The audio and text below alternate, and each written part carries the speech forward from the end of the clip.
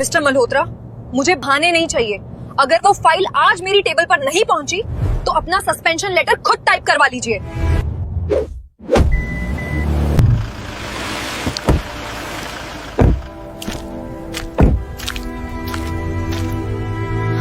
Hello, मेरी गाड़ी puncture हो गई है। Highway milestone 14। प्लीज जल्दी किसी को भेज दीजिए। तुम्हें 10 मिनट कहा था, 20 मिनट हो गए हैं। वक्त की कोई कीमत नहीं होती क्या? सुबह के ठीक 7 बजे नेशनल हाईवे पर कोहरा इतना घना था कि हाथ को हाथ दिखाई नहीं दे रहा था। सन्नाटे को चीरती हुई एक वीआईपी नंबर वाली सफेद फॉर्च्यूनर आंधी की तरह सड़क पर दौड़ रही थी, लेकिन उस गाड़ी की पिछली सीट पर नहीं, ड्राइविंग सीट पर बैठी थी जिले की डीएम अदिति राठौर। उनके कान में ब्लूटूथ लगा था और आवाज में साफ गुस्सा झलक रहा था। मिस्टर मल्होत्रा, मुझे बहाने नहीं चाहिए। अगर वो फाइल आज मेरी टेबल पर नहीं पहुंची तो अपना सस्पेंशन लेटर खुद टाइप करवा लीजिए। I don't care. आखिरी शब्द बोलते ही उन्होंने गुस्से में कॉल काट दिया। एक पल के लिए कार के अंदर सन्नाटा छा गया। फिर अदिति ने एक्सीलरेटर पर जोर से पैर दबाया और फॉर्च्यूनर कोहरे को चीरती हुई और तेज रफ्तार से आगे बढ़ गई। अदिति को आदत थी, चाहे सड़क हो या जिंदगी, सब कुछ अपनी रफ्तार से चलाने की। तभी अचानक धड़ाम, गाड़ी जोर से लहराई। स्टीयरिंग हाथ से छूटते छूटते बचा। अदिति ने बड़ी मुश्किल से फॉर्च्यूनर को संभाला और उसे सड़क किनारे कच्ची मिट्टी पर उतार दिया। एक पल में चारों तरफ सन्नाटा छा गया। नीचे उतरकर देखा, टायर के पर खच्चे उड़ चुके थे। ठंड गजब की थी, लेकिन उनका पारा 7वें आसमान पर था।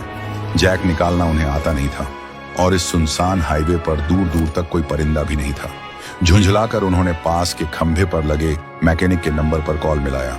हेलो, मेरी गाड़ी खराब है, हाईवे माइलस्टोन 15, 10 मिनट में आदमी भेजो, और सुनो लेट हुआ तो दुकान सील करवा दूंगी।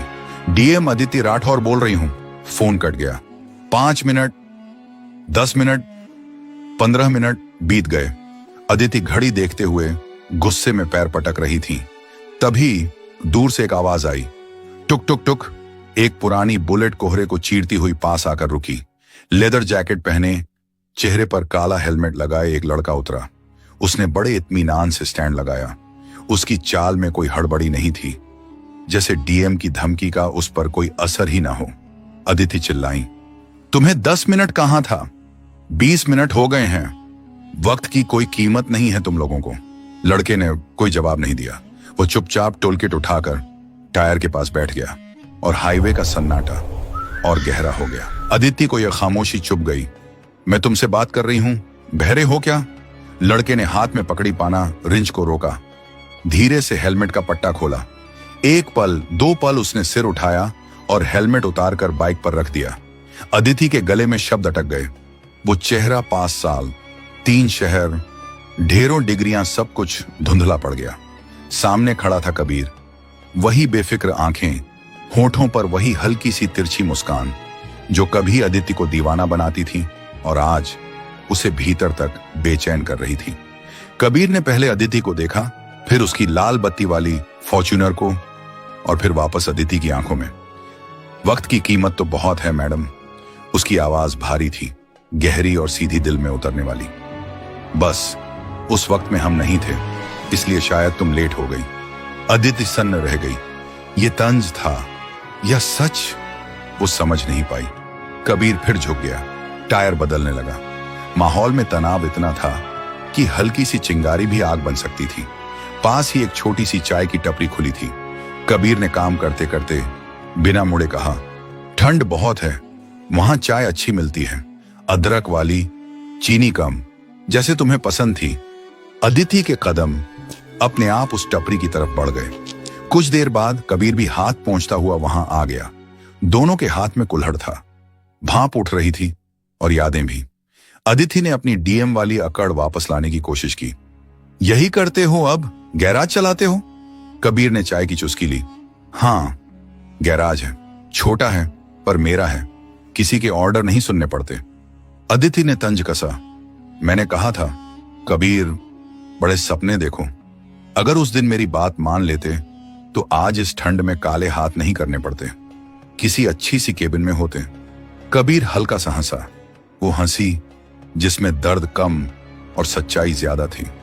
अदिति, तुम उस केबिन में बैठकर भी खुश नहीं हो। उसने सीधा उसकी आंखों में देखा। ये तुम्हारे चेहरे की थकान बता रही है और मैं काले हाथ करके भी सुकून से सोता हूं। हल्का विराम, फर्क सपनों का नहीं, नींद का है। अदिति तिलमिला गई।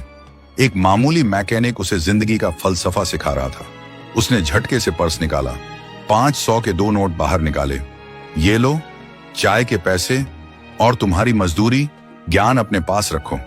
कबीर ने नोटों की तरफ देखा, फिर अपनी जेब से 5 रुपये का सिक्का निकाला और चाय वाले को देते हुए बोला, मेरा हिसाब हो गया। फिर वह अदिति की तरफ मुड़ा। आपकी गाड़ी का टायर बदला है, उसका चार्ज 200 रुपये है, लेकिन आज पुराने कस्टमर के लिए डिस्काउंट समझ लीजिए। उसने अदिति के पैसे नहीं लिए, बुलेट स्टार्ट की, जाते जाते बिना पीछे देखे बोला, टायर नया है मैडम, पर रास्ता वही पुराना मत चुनना, कांटे बहुत हैं। और वह कोहरे में गुम हो गया। अदिति हाथ में नोट लिए उड़ती धूल को देखती रह गई। आज उसकी जीत पर किसी ने करारा तमाचा मारा था। ऑफिस पहुंचने के बाद भी फाइलें सामने थीं, लेकिन दिमाग में सिर्फ कबीर अटका हुआ था। उसका पैसे ठुकराना, उसका वो तेवर, अदिति का ईगो आहत हो चुका था। उसे लगा कबीर ने पैसे ना लेकर उसे छोटा दिखाया है। दोपहर में उसने इंटरकॉम उठाया।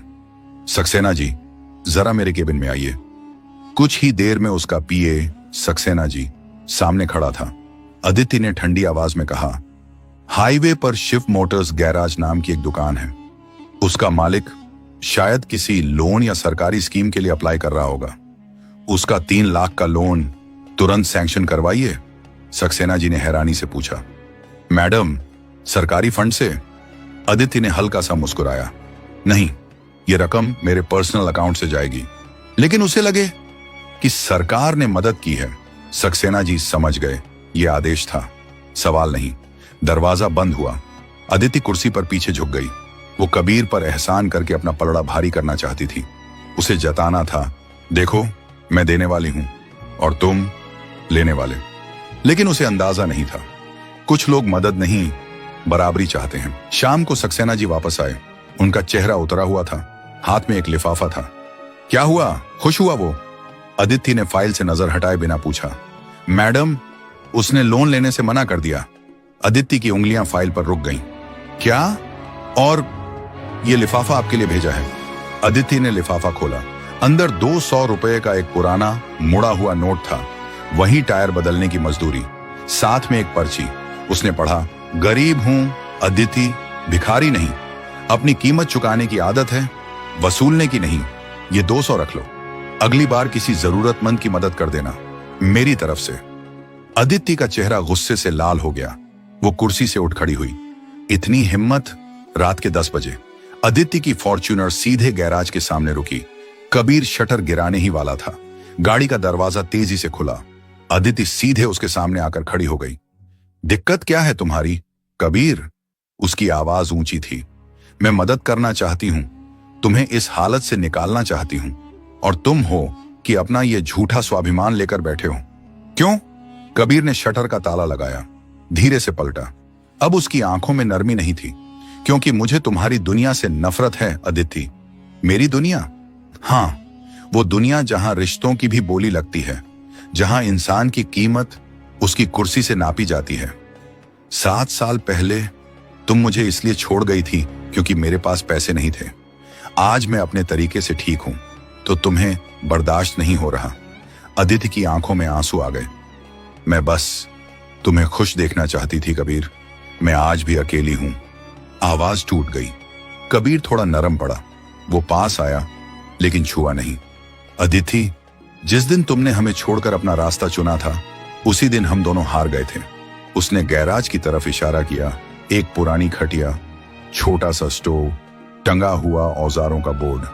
तुम्हारे पास पावर है, बंगला है, दुनिया सलाम करती है। ये तुम्हारी जीत है, मुबारक हो। मेरे पास दाल रोटी है और रात को सुकून की नींद, ये मेरी जीत है। चारों तरफ सन्नाटा। दूर हाईवे से ट्रकों की आवाज आ रही थी। कबीर ने आखिरी बात कही, जाओ अदिति, तुम्हारी गाड़ी तेज है, मेरा रास्ता धीमा। साथ चलेंगे तो या तो मैं कुचल जाऊंगा या तुम लेट हो जाओगी, और तुम्हें लेट होना पसंद नहीं। उसने चाबी उठाई और अंधेरे में पैदल चल पड़ा। पीछे मुड़कर नहीं देखा। अदिति वहीं खड़ी रही। उसकी चमचमाती फॉर्च्यूनर गैराज के पीले बल्ब की रोशनी में अजीब लग रही थी। आज उसे समझ आया, 7 साल पहले उसने कबीर को नहीं छोड़ा था, उसने अपना सुकून छोड़ा था। वो गाड़ी में बैठी, इंजन स्टार्ट किया। रियर व्यू मिरर में कबीर की परछाई अब गायब थी। अदिति मुस्कुराई, एक हारी हुई मुस्कान। आंखों में आंसू थे, होठों पर कड़वा सच। शायद कुछ जीतें हार से भी बदतर होती हैं। गाड़ी आगे बढ़ गई, पीछे रह गया बस धूल और धुआं। दोस्तों, इस कहानी का मकसद किसी को सही या गलत ठहराना नहीं है, बस इतना याद दिलाना है कि रिश्ते जब साथ मांगते हैं तो फैसले सिर्फ दिमाग से नहीं, दिल से भी लेने पड़ते हैं। कभी कभी हम जीत तो जाते हैं, लेकिन जो पीछे छूट जाता है वही असली हार होता है। अगर कहानी ने आपको सोचने पर मजबूर किया हो तो नीचे कमेंट में जरूर बताइए, आप इस कहानी में किसके साथ खड़े हैं, अदिति या कबीर? आप ये वीडियो किस शहर से देख रहे हैं वो भी लिखना मत भूलिएगा। मुझे पढ़कर सच में अच्छा लगता है।